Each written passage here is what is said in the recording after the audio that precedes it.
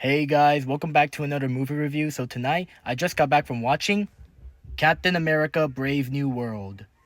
Now before I start this review, let me go ahead and get this off my chest real quick. I was a fan of the original Captain America trilogy with Chris Evans as Steve Rogers, and I think the Falcon and the Winter Soldier TV show is one of the most underrated Marvel TV shows ever made, and I genuinely liked that show. So when I heard that Marvel was making a fourth Captain America movie featuring Sam Wilson as the new Captain America and Red Hulk, I was actually super excited. I thought the trailers for this movie looked good, and that's how I got super excited for this movie. And I've been hearing a lot of mixed reviews about this movie, but guys, now that I have seen this movie, I am here to tell you all right now that y'all are just being way too harsh on this movie.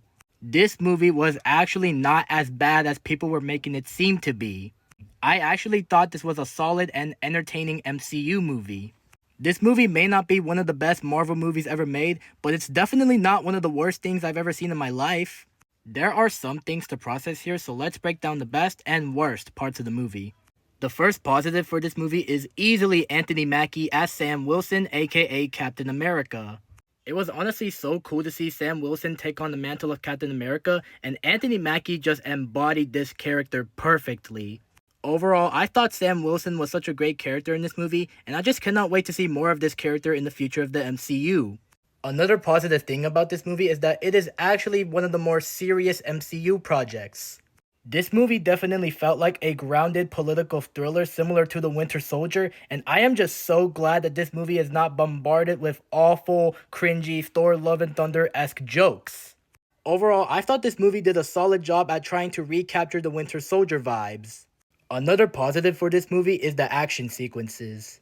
This movie had some dope action sequences that just had me absolutely locked in.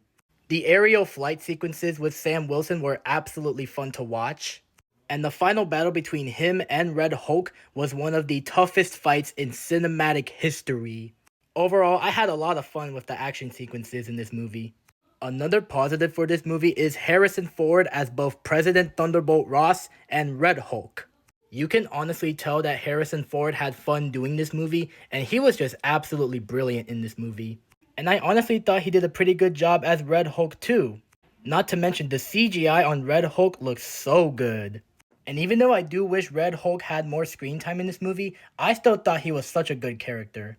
Overall, I enjoyed seeing Harrison Ford in this movie, and I hope somewhere down the line that he returns as Red Hulk in more future Marvel movies. And the final positive for this movie is the other characters that are in this movie. It was honestly so cool to see other side characters in this movie like Joaquin Torres, aka the new Falcon. I thought Joaquin Torres was honestly such a cool side character in this movie, and he and Sam shared such a fun dynamic. And I also thought that Isaiah Bradley was such an incredible character in this movie. In fact, I thought he was the MVP of this film. Overall, seeing other side characters in this movie was honestly so fun to see. Now on to the negatives. The first negative for this movie is the pacing. This movie was only an hour and 58 minutes long, and I just wish that it was a little bit longer. Overall, I wish they could have stretched out the runtime of this movie just a bit longer. Another negative for this movie is some of the villains outside of Red Hulk. Some of the villains that are in this movie were just kind of wasted.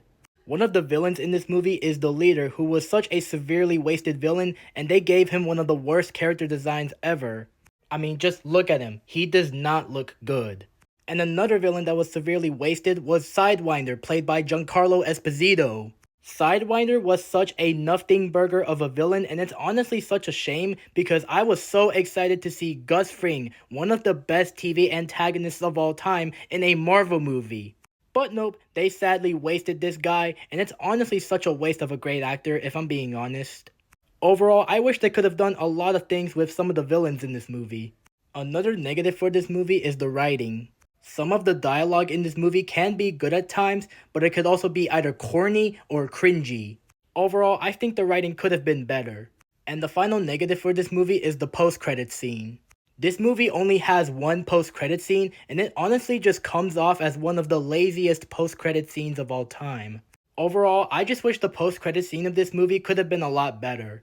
Overall, I ended up having a fun and entertaining time at the theaters watching this, and even though this is not one of the best MCU movies ever made, I still thought this was a solid and entertaining MCU movie, and I think everybody should go see this movie for themselves and form their own opinion on it, and the rating I would give for this is a solid 7 out of 10. But anyways, yeah, that's my review of Captain America Brave New World, and thank you for watching. If you want to see more reviews like this, follow me for more. Peace out.